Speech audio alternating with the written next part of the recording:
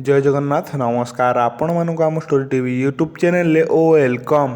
Hello friends, Rajesh सहित breakup हैला पर वर्तमान समय शोभन को विवाह कले श्रद्धा। ताहले शोभन को केउंठी विवाह कले आउ केबे विवाह कले जानिबा हेले ଏହି ଭିଡ଼ିଓଟିକୁ ଶେଷ ପର୍ଯ୍ୟନ୍ତ ଦେଖନ୍ତୁ। ଭିଡ଼ିଓ ଦେଖିବା ପୂର୍ବରୁ ଯଦି ଆପଣମାନେ ଆମ ଚ୍ୟାନେଲଟିକୁ ସବସ୍କ୍ରାଇବ୍ କରିନାହାନ୍ତି ଏବେ ଯାଇ ସବସ୍କ୍ରାଇବ୍ କରିନିଅନ୍ତୁ ଏବଂ ପାଖରେ ଥିବା ବେଲ୍ ଆଇକନ୍କୁ ଦବାଇ ଦିଅନ୍ତୁ। ସର୍ବପ୍ରଥମେ ଆପଣମାନଙ୍କ ପାଖରେ ଆମ ଭିଡ଼ିଓ ସବୁ ପହଞ୍ଚି ପାରିବ।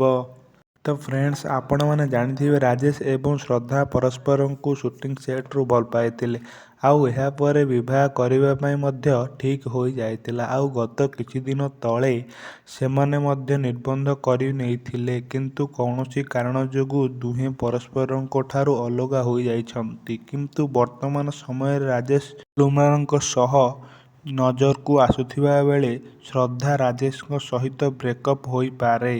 ଶ୍ରଦ୍ଧା ଶୋଭନଙ୍କ ସହ ନଜରରେ ଆସୁଛନ୍ତି। ବର୍ତ୍ତମାନ ସମୟରେ ଶ୍ରଦ୍ଧା ତାଙ୍କ ସୋସିଆଲ ମିଡ଼ିଆ ଆକାଉଣ୍ଟରେ ଗୋଟିଏ ଫଟୋ ସେୟାର କରିଥିଲେ, ଯେଉଁଥିରେ ସେ ଶୋଭନଙ୍କୁ ବିବାହ କରିବାର ଜଣାପଡ଼ିଛି। ତ ଫ୍ରେଣ୍ଡସ୍, ଏହାକୁ ନେଇ ବର୍ତ୍ତମାନ ସମୟରେ ସୋସିଆଲ ମିଡ଼ିଆରେ ଗୋଟିଏ ଖବର ବହୁ ମାତ୍ରାରେ ଭାଇରାଲ ହେବାରେ ଲାଗିଛି, ଯାହାକି ଶ୍ରଦ୍ଧାଙ୍କୁ ଛାଡ଼ିବା ପରେ ଶୋଭନଙ୍କୁ ବିବାହ କଲେ ଶ୍ରଦ୍ଧା। ଫ୍ରେଣ୍ଡସ୍, ପ୍ରକୃତ ଘଟଣାଟି ହେଉଛି ଶୋଭନ ଏବଂ ଶ୍ରଦ୍ଧାଙ୍କୁ ନେଇ ଆସୁଛି ଏକ ନୂଆ ଓଡ଼ିଆ ଫିଲ୍ମ।